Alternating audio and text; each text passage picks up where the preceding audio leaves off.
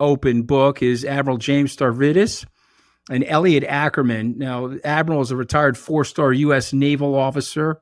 He is the former dean of the Fletcher School. Elliot Ackerman is an award-winning author, and he's a Marine veteran. The book today is 2054, but we had a prior book, so this is sort of a part 2 of 2034, which was a bestseller a few years ago.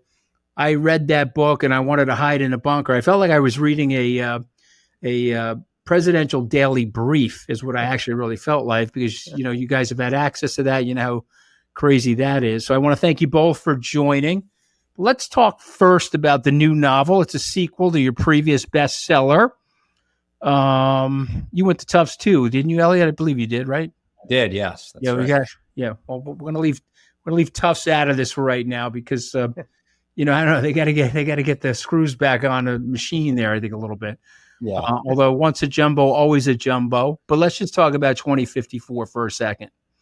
Why did you guys write the second book? Obviously, the first one was a bestseller, so that's probably the reason. But knowing the Admiral as well as I know him, he wants to get this information out into the public domain about what the existential risks are. So, well, it's wonderful to be on the All Jumbo podcast. The idea right from the beginning, Anthony, was to do a trilogy of books. And the first one, obviously, as you mentioned, 2034, about a war with China, big risk.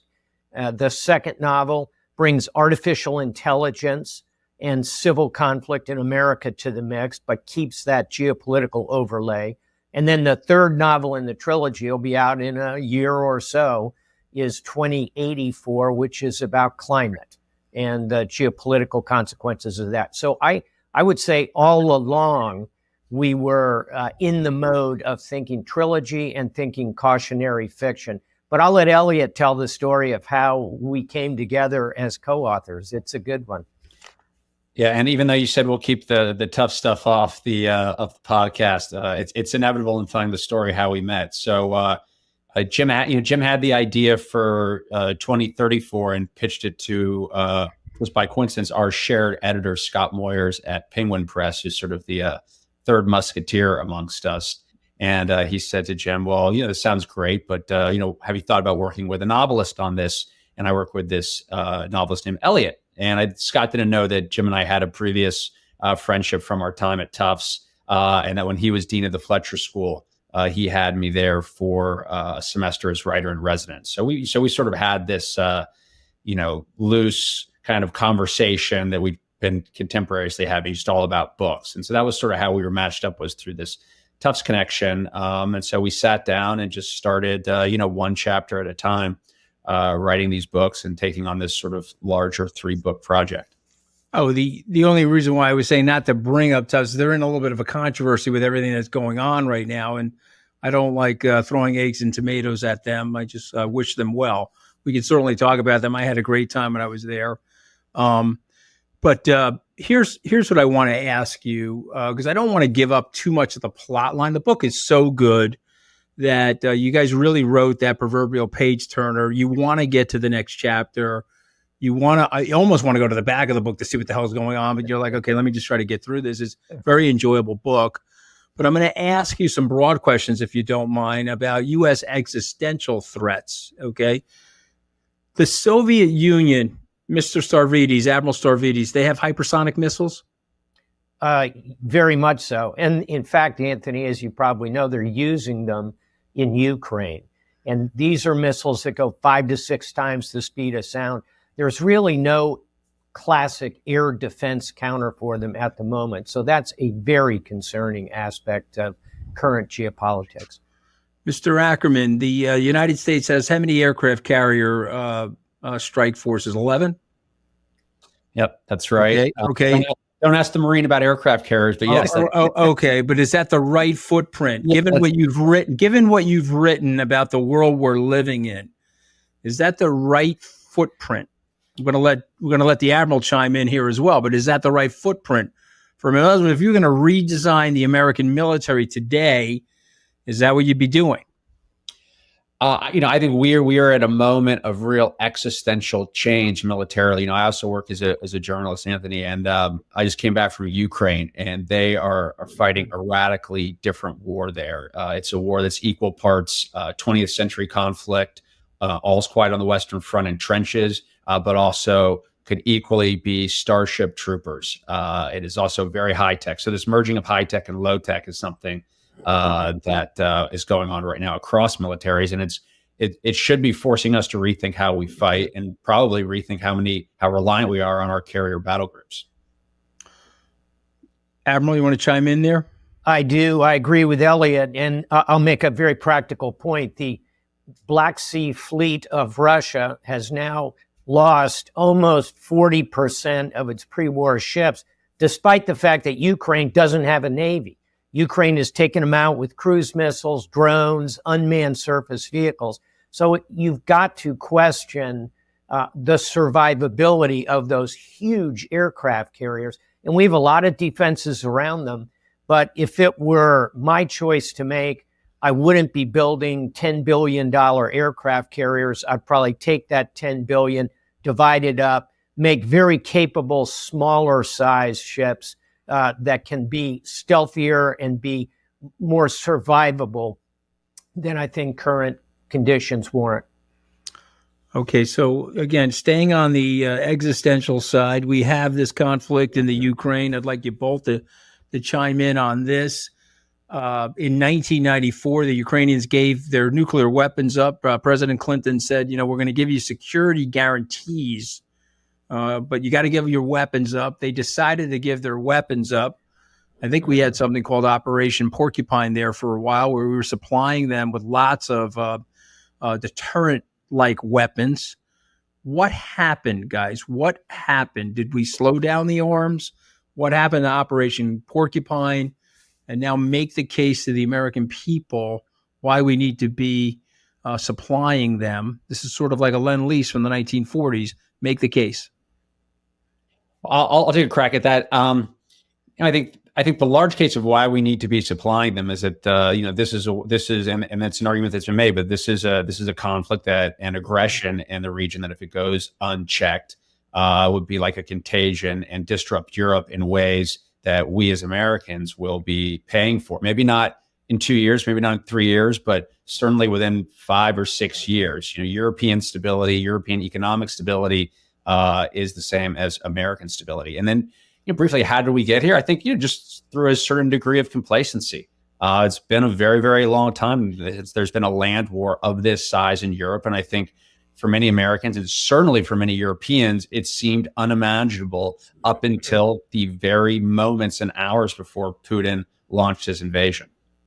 Can I just add, and Anthony, you're the macroeconomist here and global investor, but we don't have to imagine what it would be like if we allowed Russia to simply sweep across Ukraine and take it. There would be knock-on effects, and the global economy would suffer significantly. And again, we don't have to imagine it because we saw all this happen in the late 1930s when we failed to stand up to Nazi Germany. We failed to stand up to the Imperial Empire of Japan. We had come home at the end of World War I. We rejected the League of Nations. We erected massive trade barriers. How did all that work out? Well, you can drop a plumb line to the Second World War, 80 million dead, and the consequences of ignoring a festering problem like this are pretty clear in history. Okay, so listen, guys, one of the reasons why I wanted to have you on, that's about as articulate of a list of reasons why we have to be in the conflict. And so, not to make this political, but why can't we get that out there more? Why can't we get out there that the notion of 5 to 7% of our military expenditure without the loss of American soldiers, servicemen and Marines, et cetera, to put a hurt on a group of people that we know is expansionist? What am I missing? Can somebody chime in? Because obviously I'm a failed political apparatchik. I got to stick to business, but you guys know politics better than me. What am I missing? Why have we not been able to make this case successfully to the American people? I think sometimes if you look at the history of American politics and particularly American interventions, we and our system of government lends itself to more short-term decision making. We think in 2-year election cycles. I don't say that to be pejorative. It just sort of is how it is. So try to convince the American people, hey, we need to do this so that in maybe 5, 6, 7 years we haven't seen Europe go the way it went in the 1930s, and then we have to cross the Atlantic and intervene. It's sometimes more difficult to connect those dots, and particularly at a time when we're coming off of 20 years of war in the Middle East. So the American people are smart, and I think they can connect those dots. And the one thing I would add that makes it sort of unique is that I think national identities are often formed by national antipathies. So there's nothing more American than knowing that the Russians are up to no good. So we get this one in a way we wouldn't maybe if it wasn't Russia invading Ukraine. But still, it's, as we're saying, it's an uphill fight to keep people focused on this conflict outside the 2-year mark. I would only add to that, and Anthony, you're the master strategic communicator. Truly, it's a skill you have. Well, ask Donald Trump about that, James. I don't know. I got fired after 11 days. That's your badge of honor. But the point is, the White House, the current White House, needs to be pushing this more into the conversation. Needs to get more surrogates out talking about it. And the point you made a moment ago, which neither Elliot nor I did, but you're right to bring it up, is how small the cost is here. The Ukrainians are asking for $50 billion. The Europeans have already kicked in $50 billion in the latest round. So we'd be matching the Europeans. It would keep the Ukrainians in the conflict another 2 years. I guarantee you Putin can't survive that. And the bottom line is $50 billion. Yeah, it's a lot of money, okay. Our defense budget is $900 billion. The European collective defense budget, second largest in the world, is $320 billion. So can we find $50 billion, please, to stop this challenge in Europe? I think we can, and I think we need articulate spokesmen to get out and talk about it. I'm going to test something on both of you. Joseph Stalin.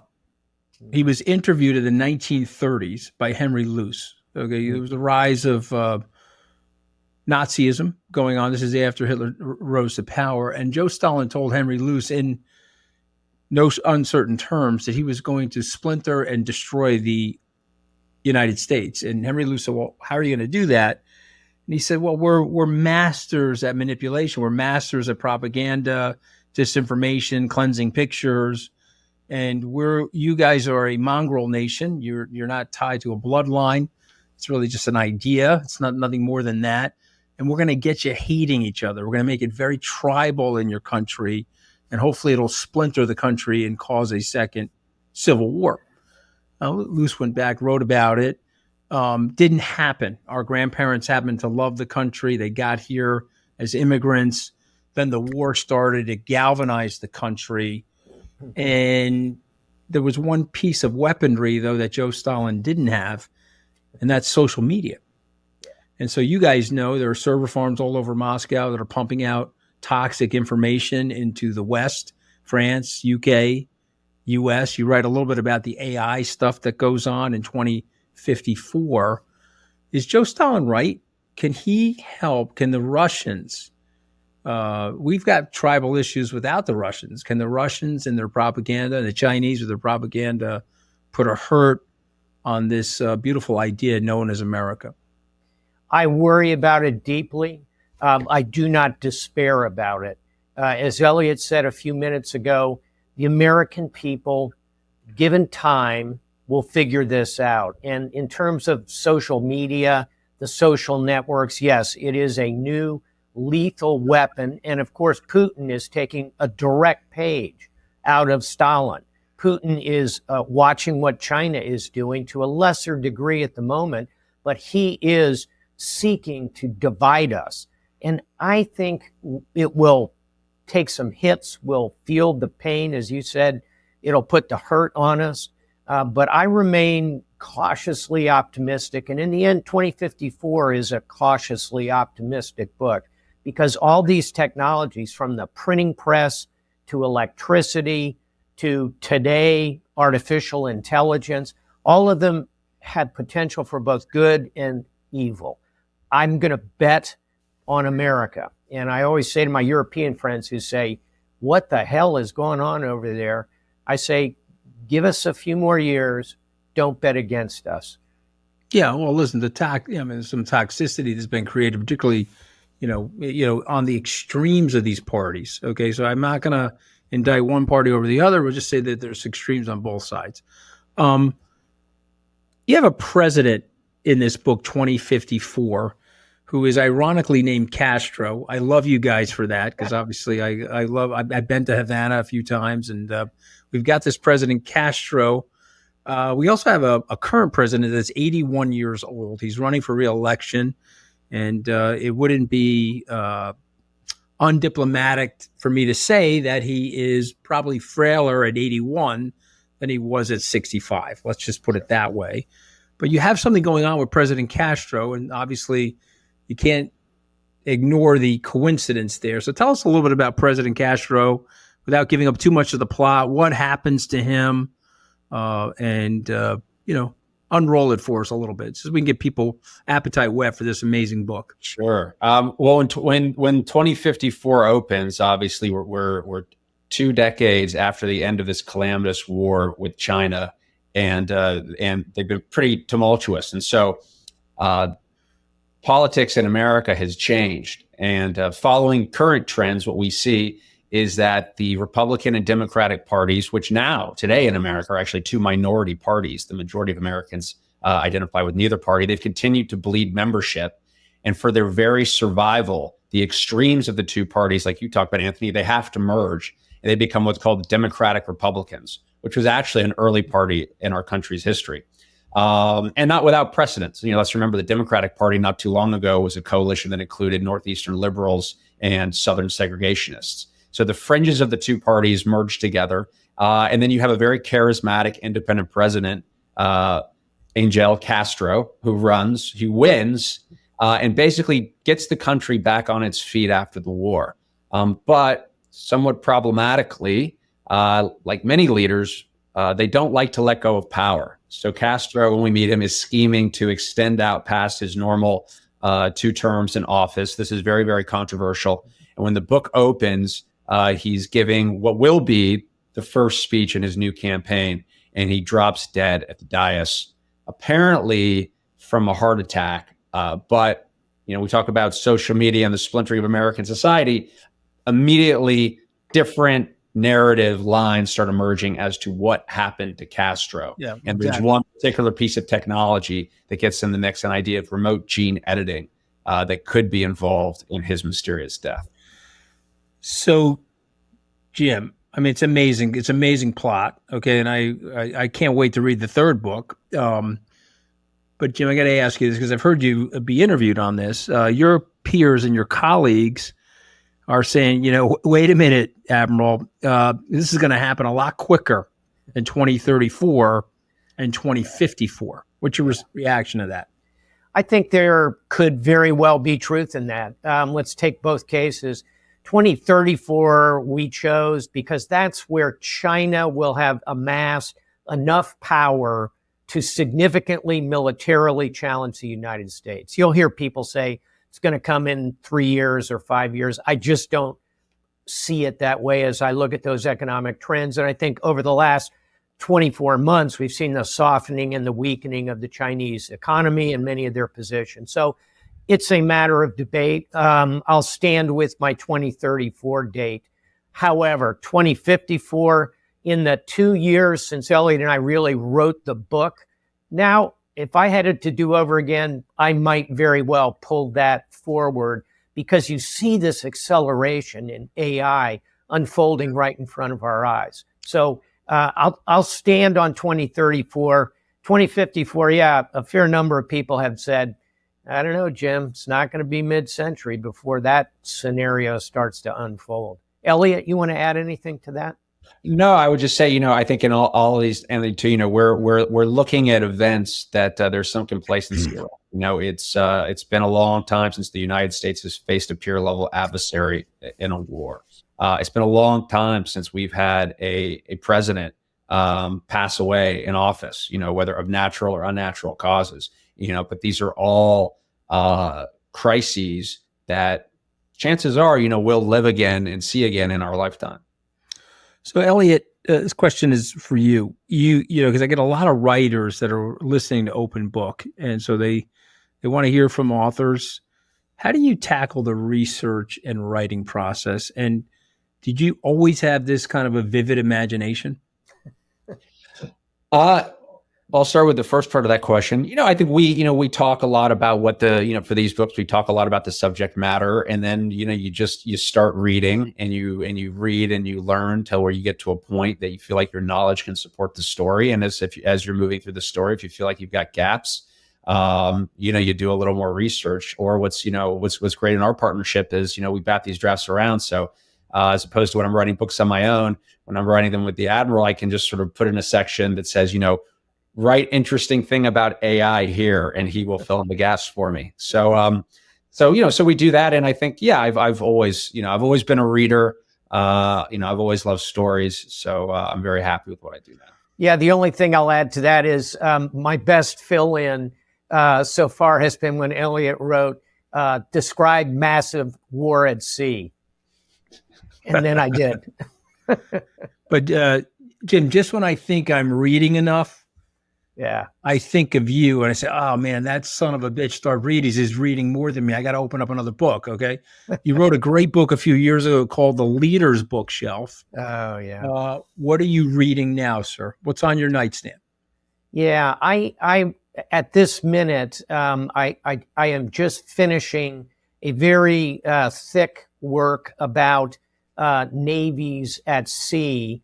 And it's a novel by Mark Halperin. He wrote A Soldier of the Great War, and it's called The Sea and the Stars, pretty evocative title.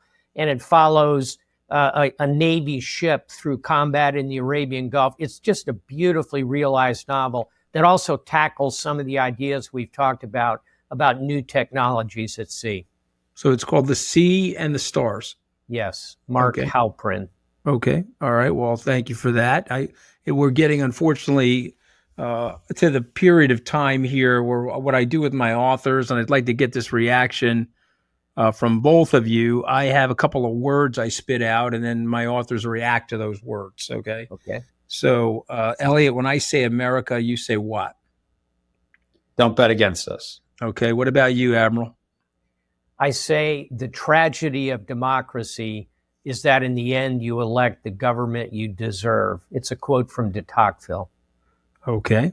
Let's avoid that tragedy. Okay. I say China. You say what, Elliot? Pay attention. Okay. Biggest challenge we face in this century. Yeah. Okay. Singularity. This is for our young listeners out there. Ray Kurzweil wrote a book about this, saying that we're going to fuse the machinery with the human being. And again, I don't want to give away this plot, but there's some amazing things that you're saying in here, which are not necessarily fiction. They're near nonfiction, meaning they're about to happen here on planet Earth. But I say singularity, Elliot. What do you say? I say robots will inherit the Earth, but they will be our children. Okay. Admiral, you worried? The singularity is not near, it's here. Okay. Amen. Well, that's a good spin because that's the title of Ray's book. I read that book almost 20 years ago now, and I was like, all right, it's not going to happen. Here we are, and it's happening, right? So democracy, sir. Elliot, democracy. The worst form of government as opposed to all the others. Yep. Churchillian. I'm going to echo that. That's what popped into my head. It's a quote from Churchill. Okay. Conflict. I say conflict. You say what? Coded into our DNA. No, that's unfortunately true. Changing every minute in front of our eyes. Okay. How about these two letters? AI. Now, AI used to mean alternative investments for somebody like me, but but AI now means artificial intelligence. Elliot, what do you say? Coming fast, and faster every single day. The world is unprepared for the arrival of AI. Okay. Climate. That's for you, Elliot. I think the third challenge in our series. Okay. Climate is the ultimate problem that we can only solve together. Right. Well, listen, I'm with you, and you're a seafaring person, so you can see it from all over the world, the impact that it has. Okay, these are the last three. Then I'll let you fine gentlemen go. 2024, Elliot. Going to be quite the year. Yeah. See, I like fighting, so it's going to be a great year for me. I mean, it's going to be a lot of fun for me. Fun for you. What about you, Admiral? Stay out of Washington, D.C. Yeah. Well, I don't go. I mean, listen, I could only last 11 days there. I get highs when I enter the Beltway.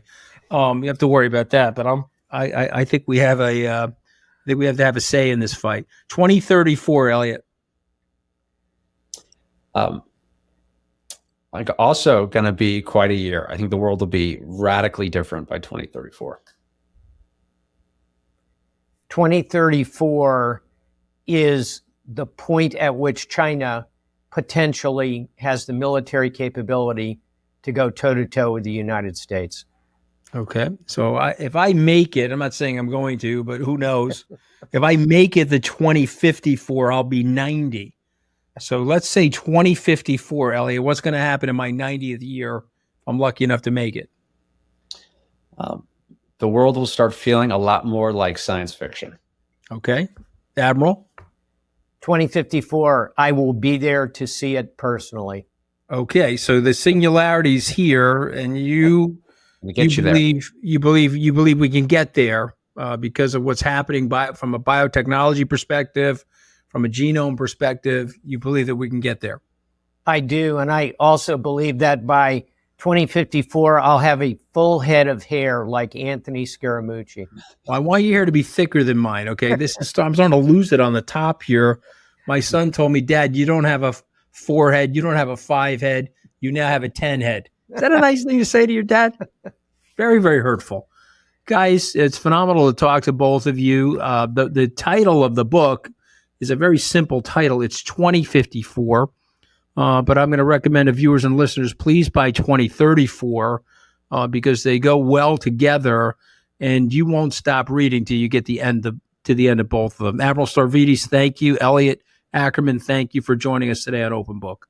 Thanks so much, Anthony. If you had gotten earlier on in your life those two little Donald Ducks that are on your shoulder, the angel and the devil, if the angel had prevailed, then you wouldn't be in these pickles right now. Well, Saul, you gotta learn. Live and learn. I'm telling the truth. We got to stop canceling people. I have flaws in my personality too, Blake. I'm not sitting here. What did Jesus say, right? Throw the first stone if you've not sinned. I'm not a perfect person. The trouble is that both sides of that pendulum, Trump and the anti-Trumps, are both cancelers. We've always done that. We've always canceled people, and we have to stop. Welcome to Open Book. I am your host, Anthony Scaramucci, joined today by my co-host. My co-host today is my great friend and former professor, Saul Gittleman, the former provost of Tufts. And so, Saul, it's great to have you on as my co-host. And we are joined by our guest, Blake Bailey. Now, Blake is a best-selling author. He's got a new book out called Canceled Lives, My Father, My Scandal, and Me. And this is a great segue, if you don't mind, Blake, because Saul and I interviewed you for your book about Philip Roth, who is somebody that I studied under Saul's tutelage just about 40 years ago. Yeah. In Saul's class, I think it was called Introduction to Yiddish Literature. Culture. Yeah. And Saul had written a book called From Shtetl to Suburbia, which is still on my bookshelf here in my office here, Blake. But it's great to have you back. So before we get into the book and your other work, tell us a little about your background. And then we're going to get into a very deeply personal book called Canceled Lives. Yes. First of all, thank you very much for having me. And it's good to see you guys again. 4 years ago, my Philip Roth biography was published. I was Philip's only authorized biographer. I spent a lot of time with Philip for the 6 years before he died. And the book did quite well when it was first published. Cynthia Ozick, of all people, called it a narrative masterwork on the front page of the New York Times Book Review, and it debuted at number 12 on the nonfiction bestseller list, which is pretty rare for a 900-page literary biography. But people were angry about certain revelations about Philip Roth in that book. And there was a lot of media stuff about canceling Philip Roth. Then there were a couple of reviews, most notably Laura Marsh's in the New Republic and Perul Siegel's in the Daily New York Times that were quite harsh and accused me of being sympathetic and even complicitous with Philip Roth's bad behavior, with his alleged philandering and misogyny and so forth. Long story short, that led to people digging around in my private life, and some stuff got out, some of it true, some of it absolutely untrue. And before I knew it, I was roundly canceled. My publisher, W.W. Norton, pulled the Philip Roth biography, had it pulped. It has since been reissued in various editions by Skyhorse, and Skyhorse is the publisher of the book under discussion that's just been published, Canceled Lives.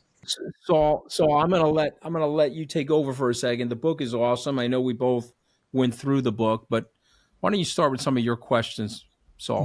Me. Yeah. Okay. Yeah. Let me start out with a few statements, if I may.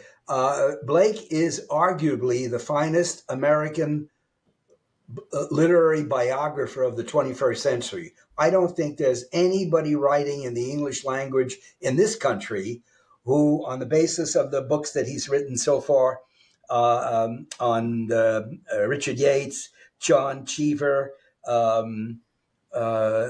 Charles Jackson, the Roth biography, and the James Salter one that come, that corpus puts him ahead of James Atlas and probably also Harold Bloom. I mean, when you're talking about literary biography, by this time, right, as you look back over the last 25, 30 years, Blake is in a class by himself. He is arguably the best American biographer of literary biography in the world. So I think that I came to that point after just reading all of the Roth book and then the four other biographies. They're simply superb. He's an excellent researcher, meticulous scholar. The awards that he was nominated for are not gratuitous. He is arguably the best we've got writing in the English language. Also, I after reading about the episode, what happened with him in the Roth biography, I am totally opposed to any cancellations at all. I think cancellation was simply a bad idea when it happened. It continues to be a bad idea. And I have only a certain tolerance for despicable geniuses.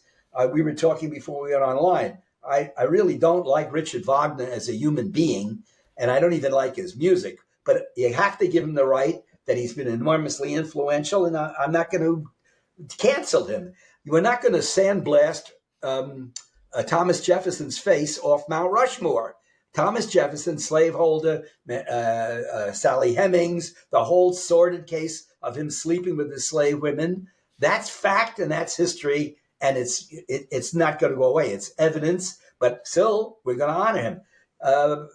D.W. Griffith, Birth of a Nation, scurrilous work, The Klansman, terribly racist movie, arguably one of the great American movies. You cannot live to understand American film without understanding Birth of a Nation. Leni Riefenstahl, a Nazi monster woman, a woman of such despicable influence, was a genius.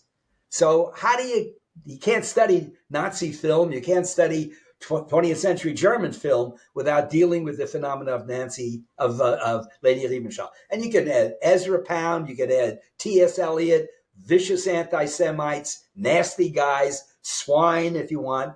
They were literary geniuses and shouldn't be canceled. That's simply a fact. And so cancellation is intellectually dishonest. Even if you're a monster, even if you're a rotten human being, you do not cancel literature. You don't cancel Blake Bailey. So, having said all of that, there were times that I wish I hadn't read Canceled Lives. There were a couple of moments there that for me were dicey. And as I said to Anthony, we were talking before we went online, for all my students, you pay for 4 and you get the next 40 free. Once a student, always a student. And Anthony will be nothing for me for the rest of my life. I'm getting to the end of it, except a student. He will always be a student. I'll always be teaching him, and I always will keep a certain measure of distance between us. From your own mouth, the things you said in Canceled Lives about those 7th and 8th grade students that you were teaching, those women, that you never got them into your bed until after they had graduated and they were much older, I still can't buy that. That's not, for me, as a lifelong teacher, acceptable behavior. I agree. Having said that, that's all I need to say. I believe your work should be permanently in the books and never canceled. And yet you made a couple of ethical moves that bother me. They are meant to be disturbing, and they're meant to bother you.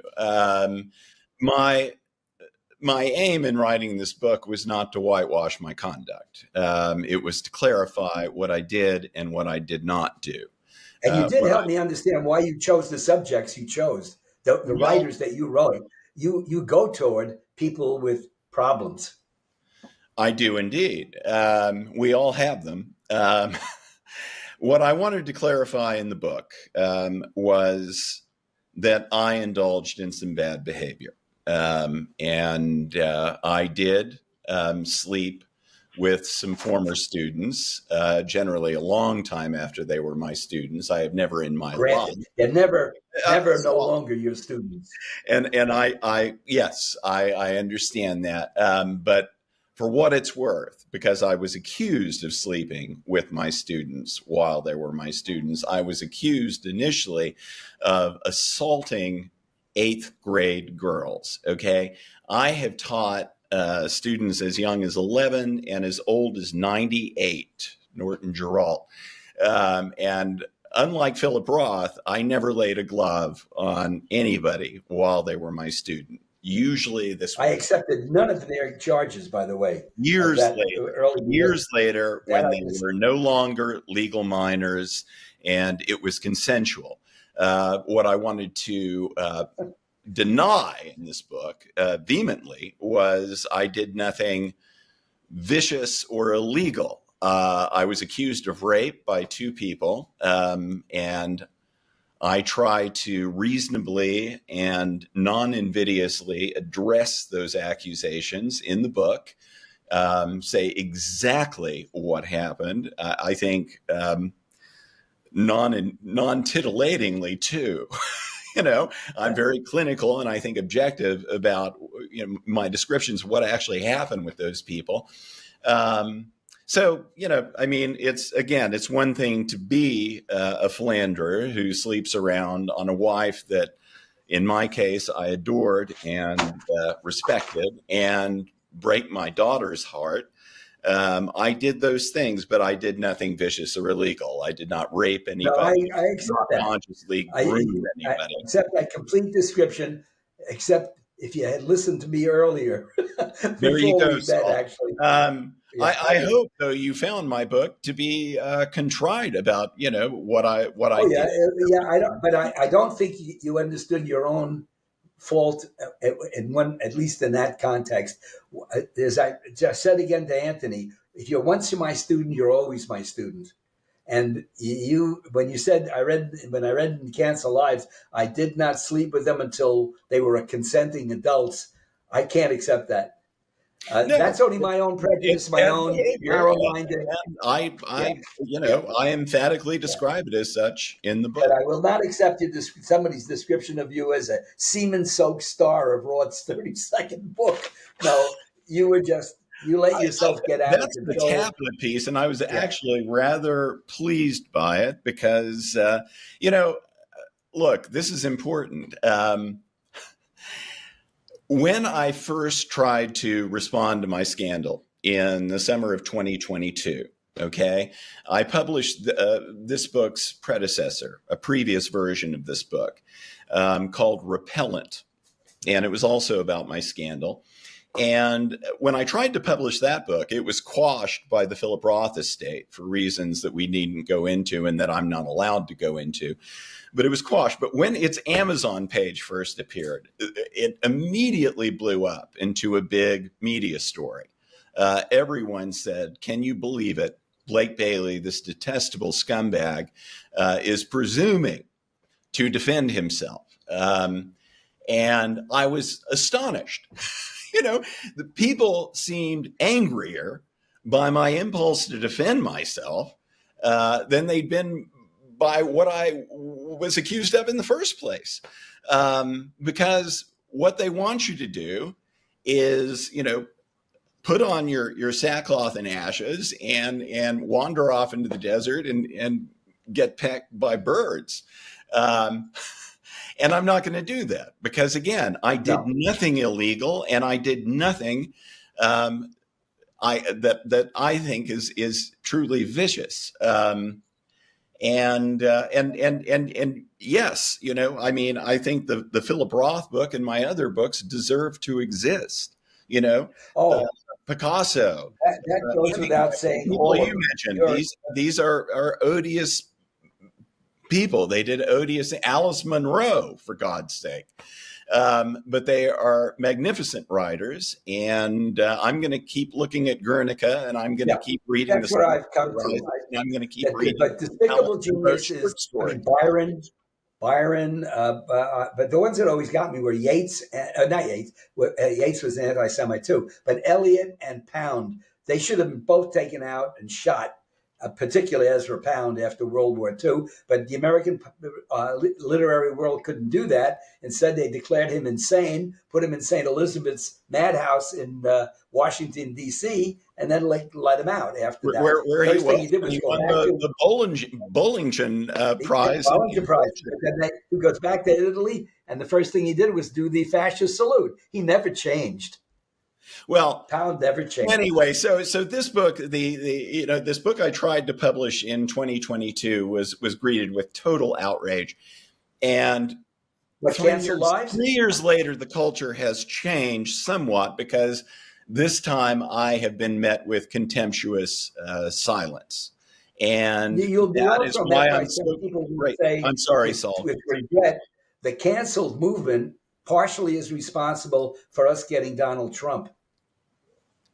I agree. Cancel movement went too far. Yeah, no. The cancel movement simply the other way. went too far. Right. No question.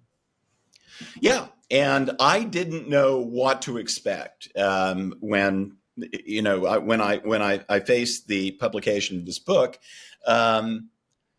What I will say is that I would never make a public statement to the effect that these women are what they say about their rape accusations are unambiguously false, and here's why.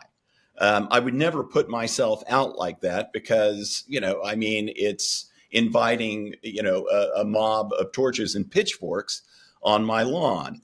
The only way you could have escaped out the back window. If you had gotten earlier on in your life those two little Donald Ducks that are on your shoulder, the angel and the devil, if the angel had prevailed, then you wouldn't be in these pickles right now. Well, Saul, you got to learn. Live and learn. My point is that, 30 years. Put myself out there because I'm telling the truth. And it's not a self-flattering version of the truth. I did some bad things, as you have roundly established. It's very real. It's very real. It's very raw, and it's very honest. And I think the reason why we wanted to have you back on is that, to Saul's point, we got to stop canceling people. I accept I have flaws in my personality too, Blake. I'm not sitting here, what did Jesus say, right? Throw the first stone if you've not sinned. I'm not a perfect person, and Saul, believe me, knows more than one of my flaws, which I've shared with him. I mean, and I've made my mistakes politically. I've made my mistakes professionally and personally. I guess the thing that Saul's getting at, and I guess that where the reason I wanted to have you back on is, where do you go from here? What is the lesson when you close that book? Okay, you're a great author, you're a phenomenal writer, and you're writing to a reader. What is the lesson that you want the reader? The reader is closing the book, and they've just learned something. Which one? Blake. Canceled Lives? Yeah, Canceled Lives. What do you want that lesson to be from Canceled Lives, Blake? Well, I mean, had I to do it all over again, at one point in the book, I examined my behavior. Most of this behavior was 20 plus years ago. And that doesn't excuse it. But I look back on that person that I was, and I simply don't understand what the hell I was doing. I was deeply unhappy for various reasons. My brother had just killed himself in jail. And my Yates book, which was a critical success, was about to come out. And meanwhile, my publisher kept passing on all my subsequent book proposals. So I felt like, all this hard work was for nothing. And I engaged in some bad behavior, which I would never, ever, ever repeat, given the nonstop ass stomping that I have gotten over the past 4 years, and given my own evolving sense of right and wrong. That said, my literary biographies of Philip Roth, of John Cheever, Richard Yates, and Charles Jackson, all these people were extremely flawed human beings. That's what I got mostly also out of Canceled Lives. How you found these people. Philip Roth, when he taught at Penn in the 70s, he would have his friend Joel Canero, who was the dean. And, when Philip's oversubscribed class, when someone would try to get off the waiting list and get into Philip's oversubscribed class, they would have to go through Joel Canero. And Joel Canero would vet these women for comeliness and susceptibility at Philip's behest. I never did that. That's why people were calling for Roth to be canceled after my biography was published. My point is, there is a vast discrepancy between someone's public face and what's going on in their private life. Anthony, have you read The Plot Against America? Yes, and also saw the movie. In fact, you may remember this. You recommended that book to me. It's got to be 20 years ago. Yeah, and it came true. I mean, if there was only one person that could beat FDR, it would have been the Lindbergh story is the Trump story. Yeah. But I didn't know what to expect from this book. And as far as Trump is concerned,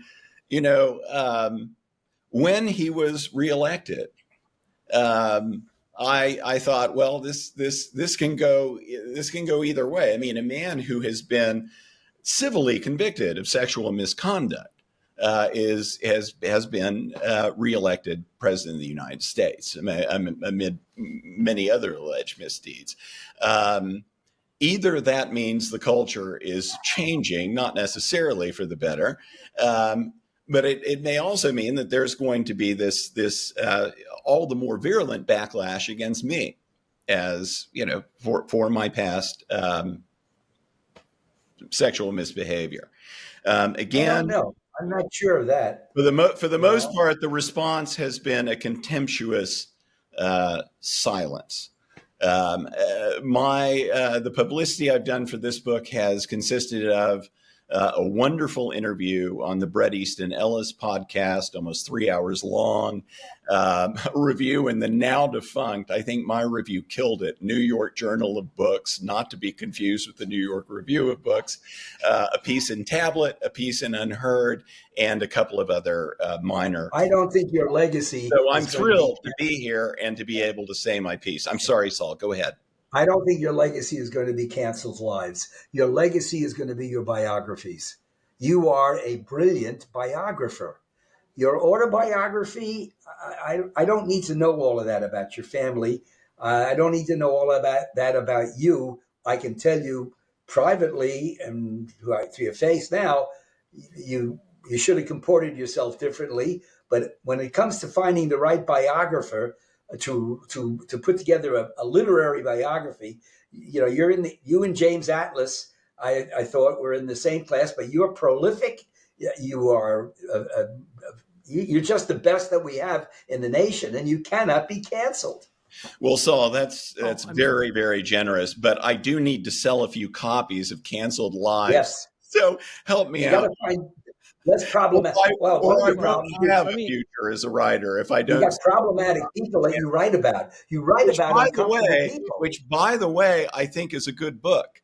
It has the virtue of brevity. It's not going to, take up a lot of your time.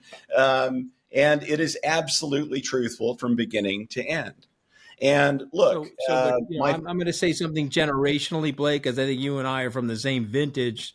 Yep. And Saul is probably from our dad's generation. Yep. So for me, having 5 children that range in age from 32 to 7, I think your book is worthwhile because Saul is right. His generation doesn't want to hear all that detail, but the generation that you're talking to that's younger than Saul's probably wants to hear that detail. Again, I'm not saying that it's right or wrong, but I think that there's messages in the book. And what I got from the book was, I think that you are contrite in the book. But what I got from the book, though, is a cautionary tale about boundaries. My boundaries have been flawed in the past. And Saul knows I grew up with a very tough dad. He was a blue-collar worker, beat the living daylights out of me and my brother. And it manifested itself in different ways, which I've tried to curb some of my excesses as well. But what I got out of the book was you were out of control with your boundaries. Exactly. You've reined it in. And this is a cautionary tale for people to think about their lives where they may be overstepping a boundary somewhere, rein it in. You're going to live a more prosperous, more healthy, more mentally aware, more self-aware life. I think that was the message of the book. And so I'm proud to have you on. And I agree with Saul about your writing. I think the Philip, he read the others. I have to confess you, I didn't. I've read Canceled Lives, and I read the Philip Roth book cover to cover. I was influenced to do that by Saul because he introduced me to Philip Roth, who was masturbating in his baseball glove, I think, in Portnoy's Complaint. You know what I mean? So I'm like, baseball glove, right? Yeah, by the way, he describes the semen is smelling like buttermilk and Clorox, and this is something I read 40 years ago. But it's all worth it for the plot against America. That's why he was our greatest living novelist. Yeah. So to me, this is, I guess what I would say to you, go forward, sir, in your life and write. And go forward in your life. And you're always welcome on this podcast with your books because we are bibliophiles on this podcast. And Saul is right in what he's saying, but I'm also think that you did the right thing by writing the book because there's no problem with that. You have to stop the canceling, right? If Trump is too far of a pendulum going back the other way, I'm hoping we can get to the middle part of the swing. The trouble is that both sides of that pendulum, Trump and the anti-Trumps, are both cancelers. They both want to cancel. That's the irony of it. That's the irony of it, guys. That's not the First Amendment. 100%. It's not what America. It's what America used to be. But it was always that way. I mean, I remember growing up with Banned in Boston. We've always done that. We've always canceled people, and we have to stop. Pornography, that's something else. But the stuff that Blake is writing, that has to be part of the American canon. Well, okay. Look, Canceled Lives.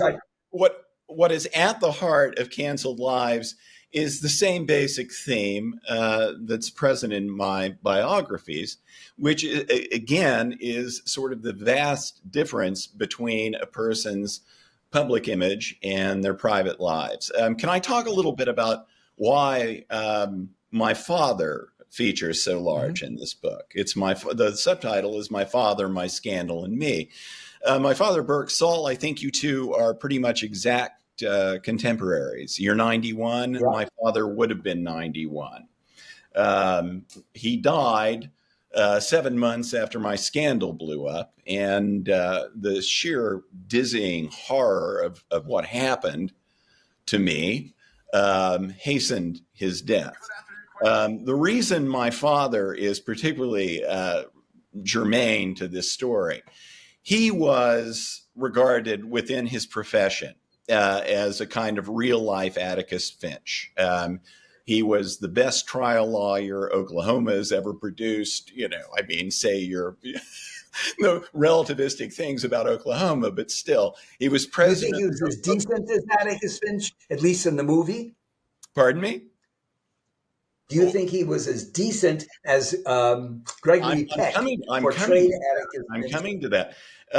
My father was, apart from his abilities as a litigator, was foremost known as a paragon of ethical conduct, of graciousness, of wit and courtesy within the profession. He won an ethics award. That's what he's primarily known for, as being an ethical paragon within his profession. However, Saul, in his private life, my father was very freewheeling, very philandering. My parents had an open marriage.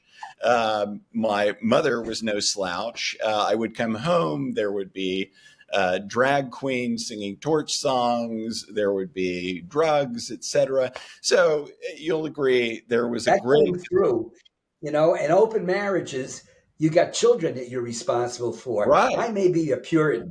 I'm a Puritan. I am a Jewish Puritan.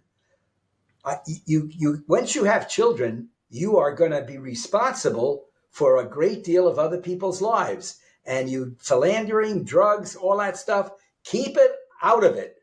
And this is why you wrote very effectively. He came through loud and clear, and I didn't like him that much. You didn't like my father in the book? No, I get it. There were times that I said, "Don't do that. Your deportment stinks." Well, my father changed, and he divorced my mother. He remarried a woman who I did not get along with, and he became much more puritanical in his private life. Again, he was always a lovely man in his public conduct, and you can't sham that altogether. It wasn't a sham. He's a lovely guy. If you met him, you would likely adore him. And the only way I met him is through your writing.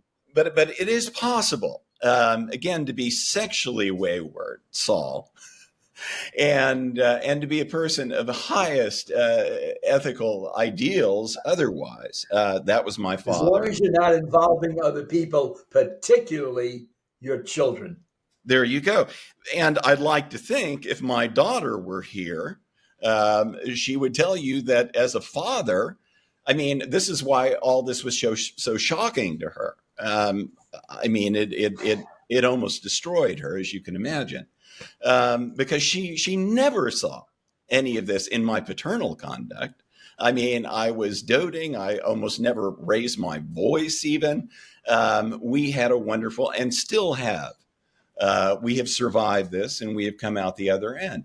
Again, my father, there was nothing wrong with him as a father. When my scandal blew up, it could have gone either way. My father was a lovely man, but he was very judgmental. And he might have said, "Look, kid, you made your bed, sleep in it, etc." He said those sort of things to me many times. But he did not. He said, "I love you. I'm with you. Tomorrow will be better than today. And then he died. He went into rapid decline after that. But he kind of saved my life. So that's why I include my father. He'll always be your father. That's okay. He always will be your father. Well, yeah. And in most ways, Saul, he was an extremely decent human being. It is possible to be sexually wayward and to be decent in other respects. That's a value judgment. You can argue on another podcast. All right. Well, I mean, the half hour went by very quickly. So Blake, I'm going to give you the last word. We got about 90 seconds left in the podcast before my advertisers will edit the goddamn thing. So I don't want that to happen. So you get the last 90 seconds. Go ahead, Blake Bailey. I was hoping you would give me a cue word like you usually do. And all right, well, let's talk. I'll give you a cue word. The word is canceled. Give me the cue word. Me. Okay. Me. And again, I did some things that I regret. I wrote about them in the book. I hope that you'll get the book and find out what I did and what I didn't do, and weigh those one against the other. And possibly then, after I've sold a few of these books and I can go on and write about Jim Salter and keep having a career, you'll read my other books and learn about other interesting people who did good work and who were flawed as human beings. We are all flawed as human beings. Indeed. Indeed. Well, I think that's ultimately the last word. I think you're a brilliant writer, and I want you to sell books. And so I want people to go out and buy Canceled and read it. I think they'll learn from it. I think that is a cautionary tale in there. I do appreciate you writing it with the level of authenticity and the honesty that you present in the book.